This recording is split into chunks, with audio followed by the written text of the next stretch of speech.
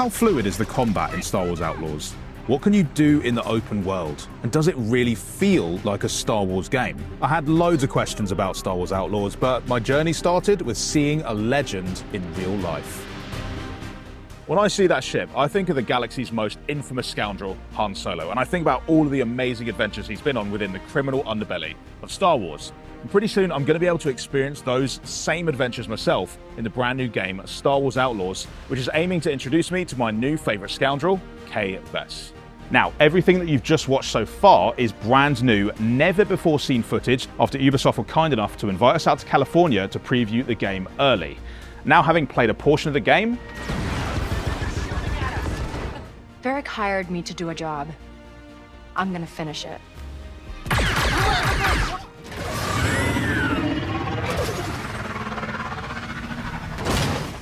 spoken to the people that make it, We thought we knew Star Wars, and you very quickly realized that you don't know Star Wars.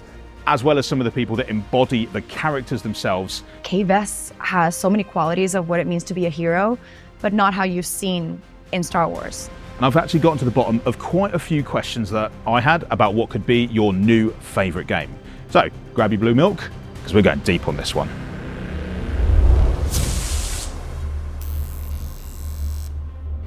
Now, in case you didn't know this, Star Wars Outlaws is actually the first open world Star Wars game ever. And it's this sort of, well, let me just get someone better qualified than me to explain what it is. Someone like the creative director, maybe? Star Wars Outlaws, at the highest level, is a single-player, action-adventure, open-world thrill ride through the galaxy of Star Wars.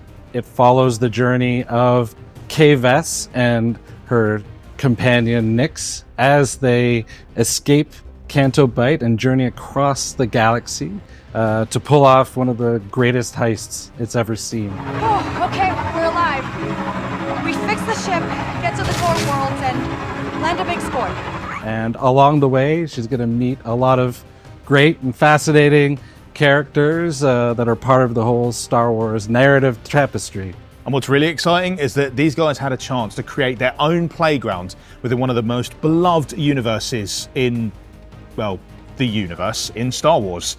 So I wanted to know, what does it take to craft a story in one of the most famous franchises ever? I think I'll start with the era we're in. Like when we locked in between Empire Strikes Back and Return of the Jedi with Lucasfilm Games, we were of course like very excited. Let's not pretend anything else. It's unbelievable.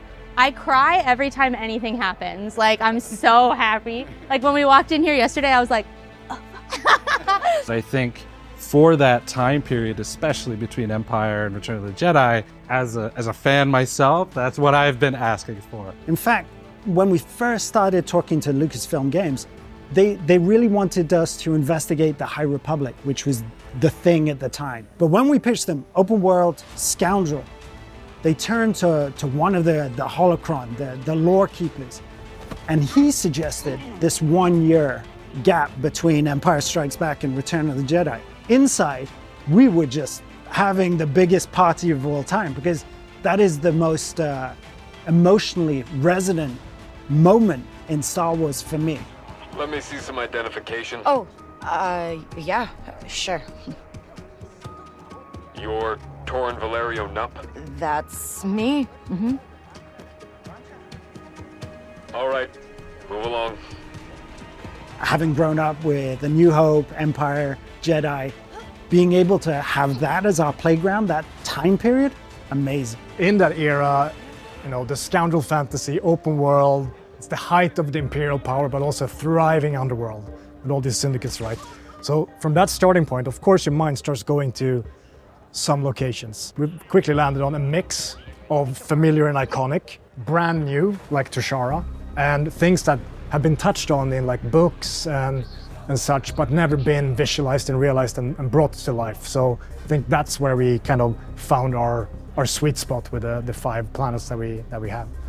Open worlds really are some of the most fun settings in all of gaming. I mean, you can go anywhere, do anything. You can traverse at great speed or walk at your own pace. And for Star Wars Outlaws, they have picked some absolutely cracking locations. I mean, we've got Tatooine, Kijimi, Cantonica, but what I really wanted to know is how they turn these wretched hives of scum and villainy and turn them into something that feels alive.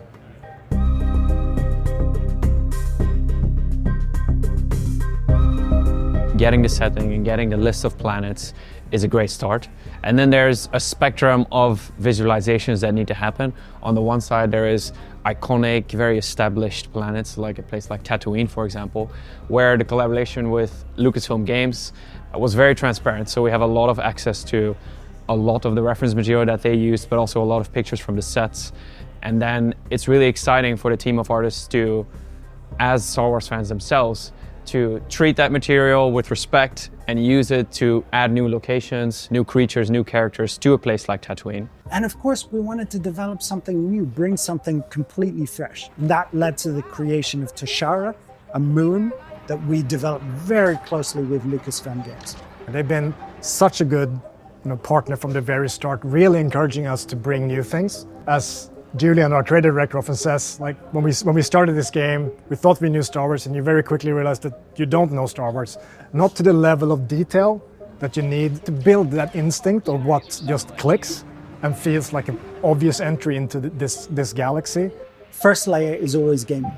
I think of things in the way that how can we create engagement for players and opportunity for players and player expression. So that's the first thing. Hive of scum and villainy. It has to have several syndicates to create that sort of dynamic with the reputation system, has to have the empire. But then once you get the gameplay elements out of the way, there's this whole new set of ways, of philosophies to approach things that are taught to us by Star Wars, by the original books of George Lucas and Ralph McQuarrie. And simplicity is often the key. And there, of course, the process is a little bit more iterative than with a place like Tatooine. There's a lot more options there in the beginning, but in the end there will be a lot of elements that feel very grounded to the player. The moon is inspired by the savannas from Eastern Africa, but also more alien elements that really add that Star Wars touch, like the wind influence on Toshara that's carving away a lot of the rock, exposing the amberine mineral that gives a very bright orange glow to some of the elements on Toshara. Wow, look at this place. Must be Miragana. Something that's very Star Wars, but I think also in our DNA as a studio, is really lived in worlds that feel like real places, where there are layers of details, like where if you stop to look, there's something of substance there that just in the back of your mind subconsciously registers as a real place. I think that's also so key to make it feel like Star Wars. It's that familiarity as well, with a little twist. Open world in Star Wars, to be really truly open, means the full range from sitting in a cantina playing sabak, like Star Wars poker, to the streets of that city, to the sprawling landscapes around it that you can cross on your speeder, get in your ship, take off seamlessly into space and space itself. We need to have that range. So we have 5 worlds, but I need to mention that there is the space region around each planet, because these space regions are really interesting to explore as well. There are many activities. So beside the story where you need to fight and find your way to get to the objective, in the world there are contracts to take to leverage your reputation, for instance. There are mini games that you can participate with. There are faction territories and empire compounds to explore, but the reward in this is amazing. Everything's open to you. Where'd you go? Very, very early on, we decided on those planets, on those moons, and everyone had to have one of 2 or 3 other fixed points. Again, fixed points are how we develop the creative framework for a game. First one, they need to be hives of scum and villainy. They need to have a syndicate presence. They need to have bad people doing bad things, but in fun ways. Second, empire presence. It's a must-have. You need to have that sort of layer of the space cops that can create emergent gameplay when you're playing as well. And of course, they need to have enticing cantinas. The cantinas, that's the hub. This is where you're going to get your jobs. It's where you're going to get the info, the intel about what's going on, pick up some missions, contracts, that type of thing. You're in our world now, Kay. So what an open world essentially offers is also very aligned with the fantasy of this type of archetype, freedom. And the navigating of the open world in our game also means navigating the syndicates, the underworld, and their different footholds and influence over the different areas of the game, as well as the Empire, who's always there looming in the background. And if you break their rules, they'll come after you, and you'll feel it. Intruder spotted! So much for going quiet, Nix. Eradicate! The other thing that's immediately striking about the presentation style of the game is the cinematography, and you've retained this quality to the presentation style of Star Wars Outlaws that still feels organically evocative of the era that the source material is from. So what are the particular techniques you did to achieve this? I could speak for hours on this. Absolutely, we wanted to get the visual style, the shape language of Star Wars of that era, the tactility of things, the used nature of things. And we went back to George Lucas's and Ralph McQuarrie's original ideas and philosophies behind the visual language, and we used that as a cornerstone. The cups on bars, the actual cantinas, they all have a look and feel that's reminiscent of that original trilogy. Second thing, super important, but we don't talk about it much, the very pure UI when you're playing the game, but once you open up and you look at things in the front end, that UI, even the font and how it's displayed, we're taking inspiration from the original posters and the toys. And the third, of course, is the cinematic presentation. And that's a tool that we developed, something I was very passionate about, which is to make one of the most cinematic games of all time. We developed a special camera lens within Snowdrop that replicated a lot of the artifacts of those cameras of the 1970s. From visual distortion, barrel, sides, anamorphic lenses, vignetting, a little bit of film grain, all of these things you can turn on and off at will, but the entire package, including my favorite, which is ultra widescreen, that brings you into the universe of Star Wars. And that's super important to us. As you've seen throughout the gameplay so far, you can traverse these worlds on this speeder bike, but also on the Trailblazer, which is Kay's very own ship. With so many incredible locations on offer, I had to ask for some advice. Where should I go first? Or what should I do?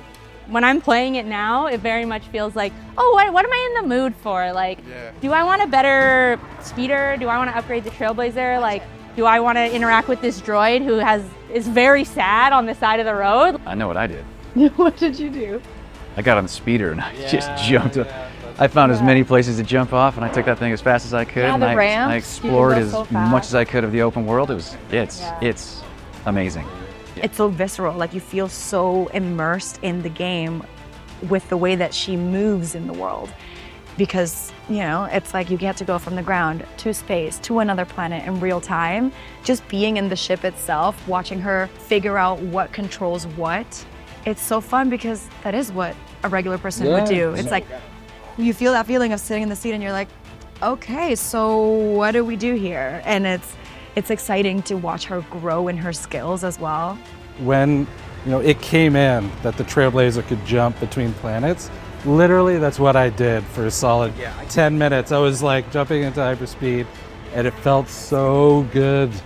So I wouldn't necessarily say like start with one thing, because that's the open world, right? You want them to experience it all, right? But I think speeder's a good one. She's going towards the city. That's fight territory. Turn back!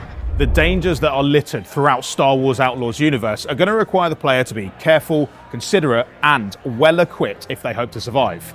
And considering I'm about to spend countless hours living and breathing this stuff, along with a rogues gallery of adversaries and companions, I wanted to know more about Kay Vess. I mean, what even are the motivations behind this underworld hopeful? Well, I think it goes back to our early meetings with Lucasfilm, which is we knew that we wanted to focus on the scoundrel archetype. This is something that was really important for Outlaws. We're in that sort of period between Empire Strikes Back and Return of the Jedi, but we're looking at the underworld, right? This is Governor Thornton's city, not yours. Drag him out! And if we're looking at the underworld, You want a scoundrel. You want someone that is willing to roll the dice to pull off, these wild and sort of crazy jobs. And so that sort of factored into the genesis of Kay. Kay is a regular person living in this crazy galaxy where we don't see a lot of regular people. I really like thinking about Kay as like if I am watching A New Hope and I as Luke enters the Mos Eisley Cantina, it's like, who's that in the back? This person who has to scrap and fail forward to survive in this galaxy where we see people with powers doing that. That's the core of her to me. Big shots only. Listen, buddy, I'm from Kanto, and I'm like the biggest shot there. Get lost. Kay Vess has so many qualities of what it means to be a hero, but not how you've seen in Star Wars. She is simply someone who has a dream of getting rich, finding her place in the galaxy, and using the skills that she learned in Canto Bight to achieve that. To lead something like this and everything I represent, being an immigrant, being Latina, I think it's so important to have strong female characters who are resilient and skillful. What would a scoundrel do? It's the mantra that we have for the first 2 years of the project is, okay, she's not a trained agent, she's a resourceful underdog. What sort of abilities do we give her? We wanted to challenge ourselves to do something completely different from what we'd done before. So the core team working on Star Wars Outlaws is the core team that worked on the Division and Division 2. It's soldiers, it's like military, there's a rhythm to it that's very staccato. It's like move, cover, move. Star Wars Outlaws, what we wanted to do was to bring this free-flowing. And if you watch somebody who's played for a long time, it's like a ballet of violence. It's all about that improvisation in tough moments. So starting from that point, it determines everything. It determines what sort of equipment Kay can have. She mostly relies on her blaster, swaps modules out, but she can also pick up weapons on the battlefield. She can improvise by using grenades, exploding barrels, that type of thing, even run away from certain challenges. And stealth is also a big part of the experience. She may not have lightsabers, but she does get some pretty cool technology in the game. I mean, her blaster, the speeder that she finds, the trailblazer, all of these like really epic machinery that Kay has almost no experience with. So the player gets to discover this with her. She has this like fake it till you make it attitude, and you're discovering these giant parts of the game with her. And the next thing is, how do we upgrade those abilities? Because very early on, action adventure game, open world with RPG light elements. But instead of putting, points in a skill tree, what about we find a way to ingrain it within the world? We ingrain it within characters, because characters, they're the beating heart of Star Wars. The world is beautiful, the galaxy is beautiful, but what brings it home are the characters that you meet. So having these characters and their sort of expert help for you, the master Padawan sort of relationship echoed within our progression system. So these experts, you'll find them, they won't be obvious to find, and then they'll send you on plenty of adventures so that you can upgrade your character, your equipment. And that's how we develop the sort of skill tree in a very tangible, ingrained, in the world way. So Kay behind the forces, she has many options. First, I would say she has Nyx. This is the first thing. Nyx is really helpful in the game. He can help Kay on the stealth part, the combat. The both of them, they form a duo. And it's amazing. Seeing a creature and being able to relate it to something that you've seen before is also very true with Nyx. As you said, it is from a mysterious rainforest-like planet, but the inspirations that the team took to create a creature like Nyx really lie in a lot of real-world references. If you look at a pangolin, for example, the scales on the back of a pangolin give Nyx that bulletproof armor on his back. And besides being a very functional creature, he's also a big emotional support for Kay. And that contrast is really important when designing a creature like this as well. On the belly of Nyx, for example, there's a really, really soft fur. So that really shows that he's not just a cute pet to Kay, but he's also not just a weapon that Kay can use to deal with these criminal syndicates and stormtroopers and the like.